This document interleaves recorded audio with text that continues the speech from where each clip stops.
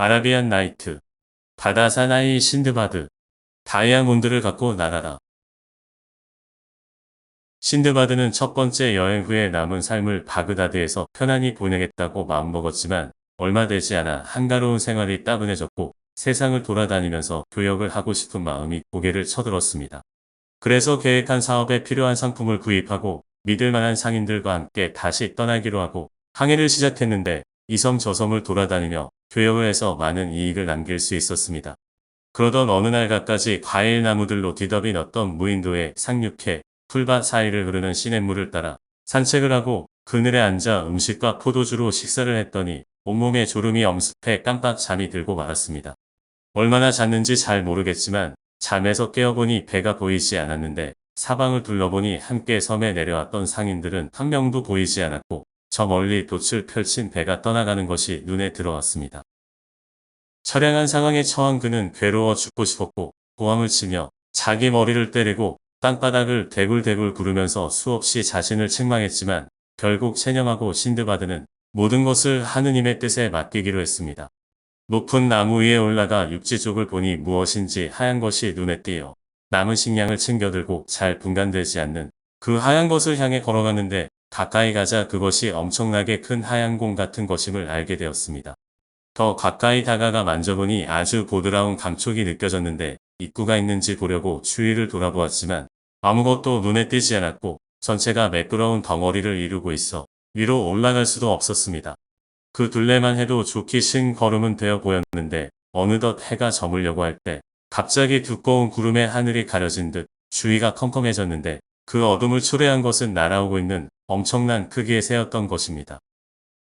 이때 머릿속에는 선원들이 종종 루크라는 이름의 새에 대해 말하던 것이 떠올랐고 거대한 흰 공이 루크의 알임을 깨달았는데 새는 흰 공으로 날아오더니 알을 품듯 그 위에 내려앉았습니다.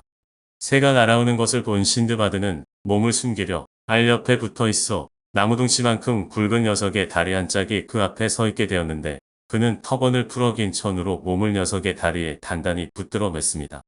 내일 아침 녀석이 날아갈 때 함께 실려가 무인도를 벗어날 신산이었는데 새는 그 상태로 밤을 보낸 후 동이 트자마자 하늘로 날아올랐고 까마득히 높이 날아오르다 갑자기 엄청난 속도로 다시 내려왔습니다. 루크가 땅에 내려오자마자 잽싸게 몸과 녀석의 다리를 묶어놓은 매듭을 풀었고 녀석은 엄청나게 긴 뱀 한 마리를 쪼아 부리에 물더니 어디론가 날아가 버렸습니다. 루크가 신드바드를 내려놓은 장소는 사방이 까마득한 절벽으로 둘러싸인 아주 깊은 계곡으로 절벽들은 너무 높아 꼭대기가 구름에 파묻혀 보이지 않을 정도로 가팔라 도저히 위로 올라갈 수 없었습니다. 그렇게 신드바드는 다시 난처한 지경에 빠진 것으로 방금 빠져나온 무인도에 비해 조금도 나을 것이 없는 장소였는데 골짜기 안을 살피던 그는 땅바닥에 엄청난 것들이 깔려 있다는 것을 알았습니다. 놀라울 정도로 굵은 다이아몬드들로 보고만 있어도 황홀한 것들이었지만 기쁨을 확 깨뜨리는 것이 눈에 들어왔는데 코끼리를 통째로 집어삼킬 수 있을 만큼 굵고 긴 뱀들이 저쪽에 우글대고 있었던 것입니다. 보기만 해도 소름 끼치는 놈들은 낮에는 그들의 천적 루크를 피해 굴 속에 숨어 있다 밤이 되면 기어나오곤 해서 신드바드는 낮에는 골짜기를 돌아다니며 시간을 보냈지만 밤이 되면 그나마 안전한 굴 속에 몸을 숨겼습니다. 입구는 낮고도 좁았지만 그래도 못 믿어 큰 바위로 막아놓았는데 뱀들이 내는 소리에 온몸이 얼어붙어 밤새 눈 한 번 제대로 붙일 수 없었고 다이아몬드들을 밟고 걸어도 아무 감흥이 잃지 않았습니다. 밤에 한 잠도 못 이뤄 신드바드는 남은 식량을 조금 먹자 잠이 들었는데 옆에서 무엇인가 큰 소리를 내면서 떨어져 소스라치듯 깨나자 그것은 큼직한 고깃덩어리로 절벽 위에서 굴러 떨어지고 있었습니다. 신드바드는 전에 선원들이나 다른 사람들이 다이아몬드의 계곡과 그 안에 있는 보석들을 꺼내기 위해 상인들이 사용한다는 교묘한 방법을 말할 때 황당무계한 이야기에 지나지 않는다고 생각했었습니다.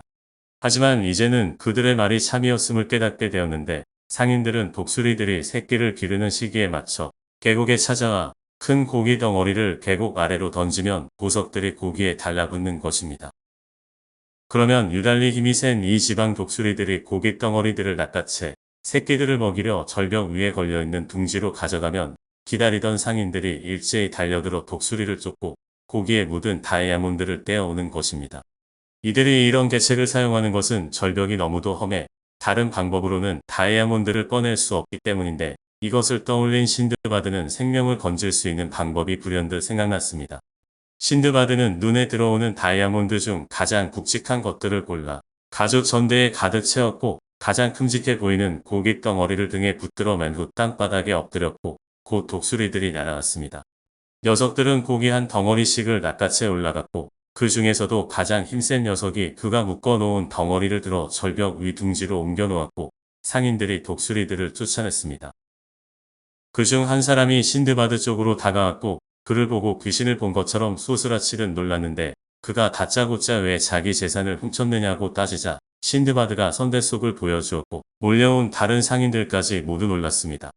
그들은 함께 지내고 있는 것처럼 신드바드를 데려갔는데 신드바드가 전대를 열어 보여주었더니 다이아몬드들의 크기에 모두들 깜짝 놀랐고 여태껏 이것들과 비교할 수 있는 것은 본 적이 없다고 했습니다.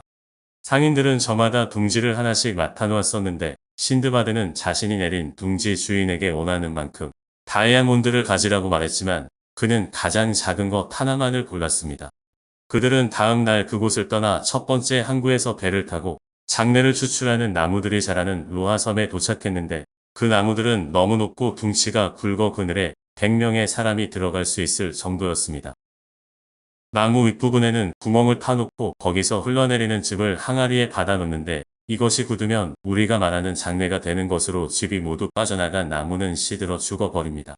또 이 섬에는 코끼리보다는 작고 물소보다는 큰 코뿔소라는 동물이 서식하고 있었는데 코에는 길이가 한 큐빗 정도 되는 뿔이 달려 있었고 단단한 뿔은 대나무처럼 반으로 쫙 쪼개졌습니다.